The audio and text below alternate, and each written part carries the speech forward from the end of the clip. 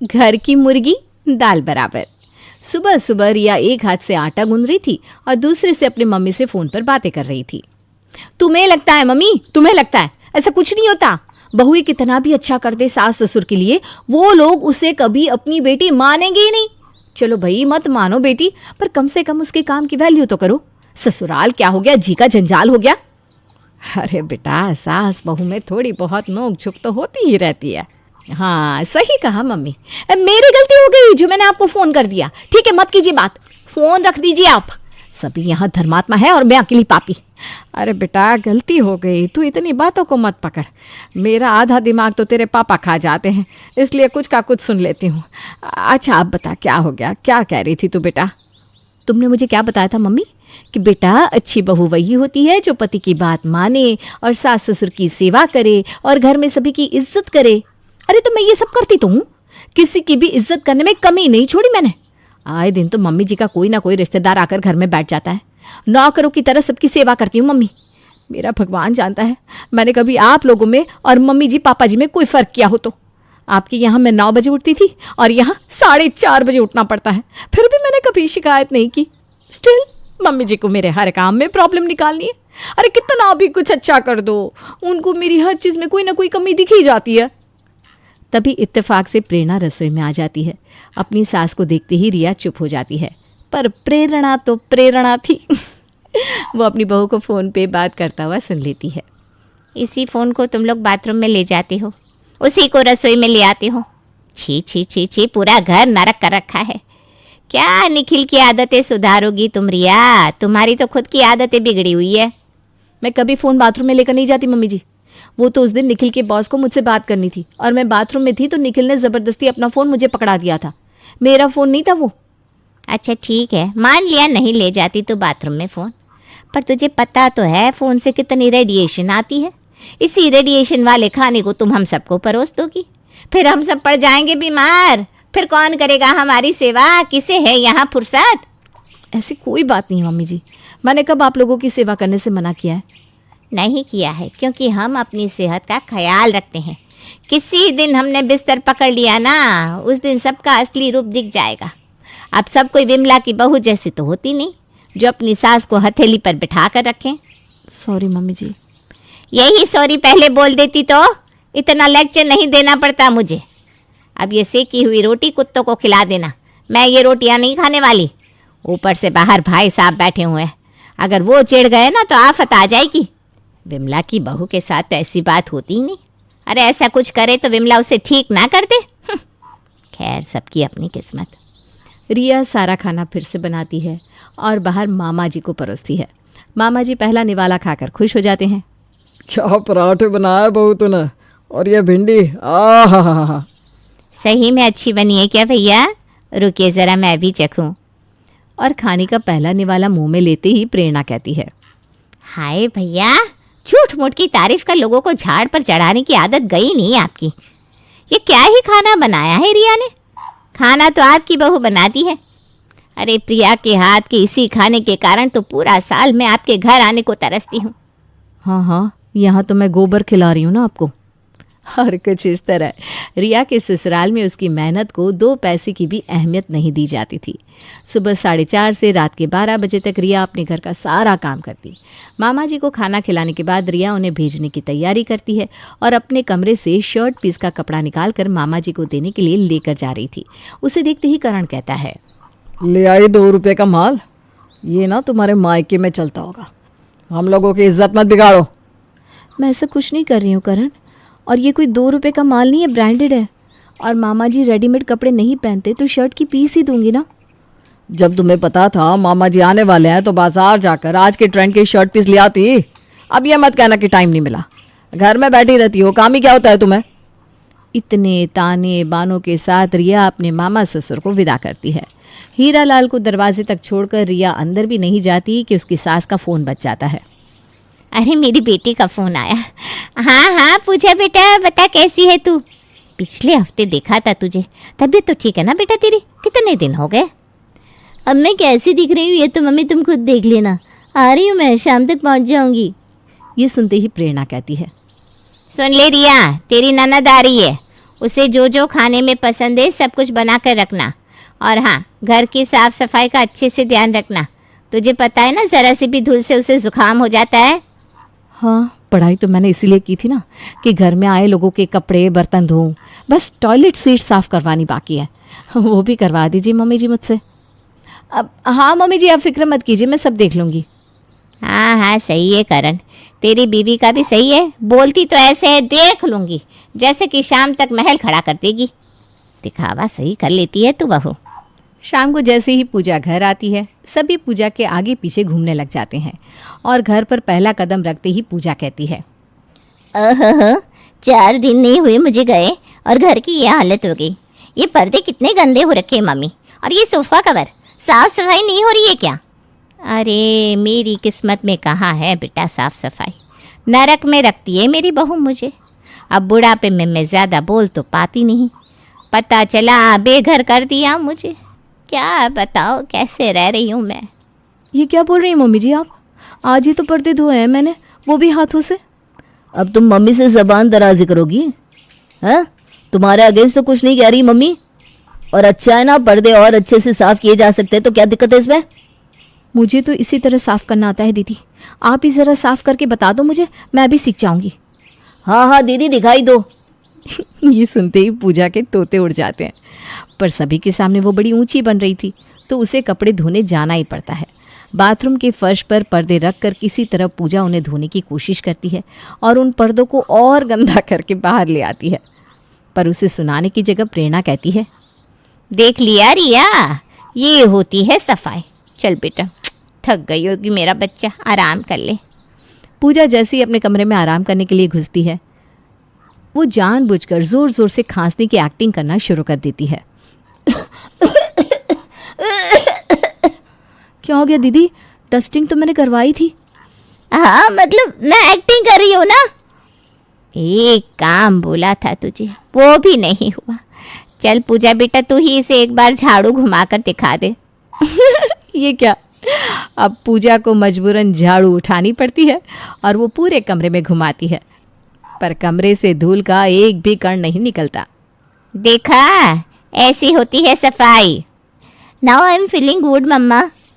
मेरे हाथ का किया काम कभी आपको पसंद आ सकता है क्या मम्मी जी? घर की मुर्गी दाल बराबर बना कर रख दिया है सबने मुझे। बेचारी रिया का तो मन ही टूट चुका था। वो कितनी भी कोशिश कर रही थी, उसके बाद भी उसे सिर्फ और सिर्फ ताने सुनने को मिल रहे थे। और रिया के जख्म पर नमक लगाने अगली सुबह विमला अपनी बहू के साथ हाथ में टिफिन लिए प्रेरणा के घर पहुंच जाती है। मेरी पूजा आई हो और मैं ना पहुंचूं, ऐसा कभी हो सकता है क्या? क्या बताओ प्रेरणा, पूजा आई है ये सुनते ही प्रिया से तो रहा नहीं गया, सीधा रसोई में चली गई और फ्राइड राइस और दम आलू बना लिया सबके लिए। आंटी जी आप बैठिए, मैं अभी खाना परोसती हूँ। ये होते हैं संस्कार। वाह बेटा वाह, जीती रहे। खुशबू कितनी अच्छी आ रही है। आहा। अरे मेरी बहू है ही ऐसी प्रेरणा, ज़रा भी मुझे हिलने तक नहीं देती घर पर। देख नहीं रही है जब से आई है मेरा वज़न कितना बढ़ गया है। वही बात है विमला, सबकी किस्मत एक सी नहीं होती। बस इस बात की खुशी है कि आज प्रेरणा हमारे लिए खाना बना कर ले आई है। कम से कम पूजा को कुछ अच्छा खाने तो मिलेगा, वरना बेचारी को रूखा सूखा खाकर ही यहाँ से वापस अपने ससुराल लौटना पड़ता। हाँ आंटी जी, हमारे घर में पानी नहीं है ना, इसलिए सब कुछ सूखा सूखा लगता होगा दीदी को। प्रिया के हाथ का खाना रूखा सूखा नहीं लगेगा, दम आलू में भर भर के पानी जो डाला है प्रिया ने। ये सुनती ही प्रिया ज़ोर ज़ोर से रोने का ड्रामा करने लगती है। किसी और को अपनी सास मानना गलत है क्या आंटी जी? मेरे मन में प्यार आ गया आपके लिए और मैंने खाना बना दिया, तो कुछ गलती कर दी क्या आंटी जी? अब मैं कभी आपके घर खाना बनाकर नहीं लेकर आऊँगी। इसकी तो आदत है लोगों से जलने की। सच बताती हूँ प्रिया, अगर तू हमें पहले मिली होती ना, आज मेरी भाभी तू होती। सभी प्रिया को इस तरह मनाने लग जाते हैं मानो इस घर की बहू रिया नहीं वही हो। कुछ देर बाद शांत होकर प्रिया सभी को अपने हाथ का बना खाना परोसती है। खाना ऐसा बेस्वाद था कि रिया से तो निगला नहीं जा रहा था। मुझे लगता है प्रिया के नाम में ही कोई बात है। मेरे बड़े भाई की बहू का नाम भी प्रिया है, और क्या अच्छा खाना बनाती है। आहा, मज़ा आ जाता है। और दूसरी प्रिया तू, कभी कभी तो मुझे समझ में नहीं आता, तुम दोनों नहीं होती तो मेरा क्या होता। हे राम, चावल तो सारे के सारे कच्चे पड़े हैं। प्रिया, ये प्याज ज़्यादा बड़े बड़े नहीं डाल दिए तुमने दम आलू में? प्याज कहाँ दिख रहा है तुझे बहू? ये तो बिना लहसुन प्याज की सब्जी बनाकर लाए हैं मेरे लिए। मेरी प्रिय पत्ता गोभी है इसमें। कभी कभी अपनी बहू की भी तारीफ कर लिया कीजिए प्रेरणा जी। बाहर का पत्थर भी आपको हीरा लगता है और खुद का हीरा भी पत्थर। अरे तो सर पर बिठा लूं क्या इसे? अगली सुबह प्रेरणा और पूजा आराम से सोफे पर पैर फैलाए बैठी थी और सुबह की उठी रिया पसीने से लात-पात इधर से उधर भाग भाग कर काम कर रही थी। अरे बैठ जा बहू, थोड़ा सुस्ता ले। क्या बैठ जा हैं? क्या किया है इसने सुबह से? ए बहू, जा 2 कप चाय लेकर आ मेरे और पूजा के लिए। सिर्फ चाय नहीं मम्मी, मुझे गैस हो जाती है। भाभी जरा नाश्ता भी ले आना। रिया किचन में से चाय के कप और नाश्ते की प्लेट लेकर बाहर आती है और जैसे ही वो चाय पीना शुरू करती है, हे राम, क्रॉकरी सेट भी आप लोगों की एक सी नहीं है। So down class. अच्छा है मेरे साथ ये नहीं आए, वरना मेरे मायके की तो इज्जत ही चली जाती मेरे ससुराल वालों के सामने। कोई किसी और कप में चाय पी रहा है, कोई किसी और कप में, और ये नाश्ते की थाली सत्यानाश कर रखा है बर्तनों का भाभी आपने तो। किचन में नया कप सेट पड़ा है दीदी। मेहमान आते तो मैं ऐसे ही थोड़ी ना किसी भी कप में चाय ला देती, पर दीदी घर में तो अपने ही लोग हैं, इसलिए मैंने बिना देखे सेट के अलग अलग कप उठाकर उसमें चाय डाल दी। और बर्तन तो इससे ज़्यादा साफ क्या ही होते हैं। होते हैं ना बहू, होते हैं। इनके घर के बर्तन शीशे जैसे साफ होते हैं, जो शीशे की जगह बर्तनों में चेहरा देखते तेरी सास की तरह। एक बार विमला के घर जाओ, देखो सच में अगर बर्तनों में चेहरा नहीं दिख गया ना तो मेरा नाम भी प्रेरणा नहीं। और ये है मेरी कामचोर बहू, जो ऐसा काम करती है कि बर्तनों को देखकर ज़रा भी ऐसा नहीं लगता कि स्टील के बर्तन है ये। उसी रात संतोष अपनी बहू के पास जाता है और उसे कहता है, बहुत हो गया बहू, कब तक सहती रहेगी? तो मैं क्या करूं पापा जी? अरे तूने बहुत ज़्यादा कर दिया इन लोगों के लिए, इसलिए आज तेरा पति, तेरी ननद, तेरी सास तुझे इज्जत ही नहीं देते। खुद के लिए खड़ा होना सीख, दिखा दे सबको कि तू क्या है। और संतोष रिया को कुछ ऐसा नुस्खा बताता है जो अगर काम कर जाता तो रिया को अपने ससुराल में इज्जत वापस मिल जाती। अगली सुबह संतोष अलग ही मिजाज में उठता है। ये क्या रोज रोज वही नाश्ता, खा खा के बोर हो गया हूँ मैं, ना स्वाद ना रूप। आज तो प्रिया के हाथों का खाना खाने का मन कर रहा है। आखिरकार आपको भी अकल आ ही गई ना। चलो देर आए दुरुस्त आए। प्रिया के हाथ का खाना प्रिया के हाथ का ही है। सबको प्रिया के हाथ का ही खाना खाना है तो मैं भी क्यों खाना बनाने की मेहनत करूं? मैं जाती हूँ विमला आंटी के घर मम्मी जी और लेकर आती हूँ प्रिया के हाथ का खाना। रिया विमला के घर जाती है और खाली टिफ़िन ले आती है और उसे किचन में रख देती है। अब होगा खेल शुरू मम्मी जी। बाहर आकर रिया कहती है, पुलाव, दाल और आलू की सब्जी बनाई थी प्रिया ने, सो मैं ले आई। अरे वाह, लाओ लाओ। किचन में जाकर रिया अपने बनाए खाने को ही प्रिया का बताकर बाहर टेबल पर परोस देती है। वाह, ये होता है खाना, क्यों संतोष जी? हाँ हाँ एकदम, बहुत ही अच्छा, मज़ा आ गया। बड़े दिनों बाद लगता है कुछ खाया है। दोपहर के वक्त प्रेरणा और पूजा अपने कमरे में चली जाती है और उनके पीछे से रिया पूरा घर साफ करती है, कपड़े धोती है और बर्तन साफ करती है। कुछ देर बाद प्रेरणा कमरे से बाहर आती है। हाय, कैसा घर साफ करती है ये। साफ करती है या गंदा समझ में नहीं आता। वही ना मम्मी, जब हम सोने गए थे ना तब भी ये सोफ़ा यहीं था, और अब भी। सुन लिया, बोल लिया, ये सफाई मैंने की ही नहीं, मैं तो सो रही थी। ये सब तो प्रिया आकर पीछे से करके गई है।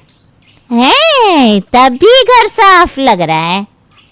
वाह वाह, डिप्लोमेसी। किसी और को कुछ कहना है क्या? तभी दरवाजे से करण अंदर आता है। बदतमीजी करवा ले तुझसे कोई। बस करण, बहुत हो गया, बहुत बोल लिया तुमने और बहुत सुन लिया मेरी बहू ने। दिन भर मेरी बहू कोल्हू के बैल की तरह काम करती है, कोई भी इस घर में उसकी मदद नहीं करता। यहाँ तक कि तू करण कभी उठकर खुद से पानी भी नहीं लेता। कोई इस घर में रिया की मदद नहीं करता, पर उस बेचारी को नीचा दिखाने सब चले आते हैं। आज ये खाना जिसकी आप सबने तारीफ की, उंगली चाट चाट कर खाया, वो रिया का ही बनाया हुआ था। बस नाम प्रिया का था तो वो आप सबको पसंद आ गया। वो विमला महीने में एक बार अपने घर का बासी खाना गरम करके लाती है तो वो अच्छी है, और ये बच्ची 3 वक्त का खाना बना रही है तो इसकी वैल्यू नहीं। जब सबको लगा कि झाड़ू रिया ने लगाया है तो घर गंदा है, और प्रिया का नाम आते ही घर साफ हो गया। तो फिर ठीक है, बहू अपना बैग पैक कर, हम ससुर और बहू अब इस घर में नहीं रहेंगे। प्रिया, पूजा और विमला ये अब सब संभालेगी। और संतोष और रिया को घर से जाता देख पूजा कहती है, मुझे मेरे ससुराल निकलना है मम्मी। अरे नाव डूबी नहीं और चूहे भाग लिए। अरे बहू इस बुढ़ापे में छोड़ के जाएगी क्या मुझे? माफ कर दे बेटा। सॉरी कौन बोलेगा? नहीं नहीं मम्मी जी, सॉरी नहीं चाहिए मुझे तो आपका प्यार चाहिए बस। अब तुझे वैसी ही सास मिलेगी बेटा जैसी तुझे चाहिए थी। मुझे समझ में आ गया कि बुरे वक्त में बस तू ही है जो मेरे साथ रहेगी और कोई भी नहीं। प्रेरणा अपनी बहू को गले लगा लेती है और पूरा परिवार फिर से खुशहाल हो जाता है।